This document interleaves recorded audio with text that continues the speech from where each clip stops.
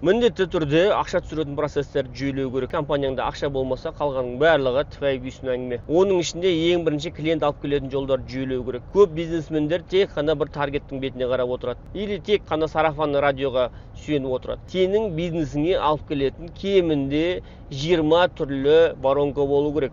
Біреу таргеттен келді, біреу блогер, біреу тикток, біреу инстаграм, біреу таныс арқылы, біреу сарафанный радио. Осы 20 түрлі воронканы туралап қойған кезде жүйелеп, сен ары қарай кейінгі процестерді жүйелей берсең болады.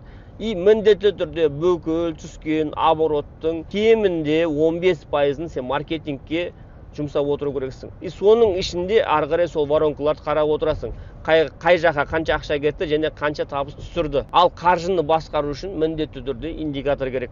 Мен сол индикаторды арнайы дайындап қойдым. Қай воронкаңнан қанша ақша түсіп жатыр көз алдында көрініп тұрады. Дәл қазір комментарияға индикатор деп жаз. Мен сол туралы видео дайындап қойдым. Сол видеоны саған жіберем. Бизнесіңді дұрыс жүйеле, дұрыс дамыт. Біздің командада кездескенше.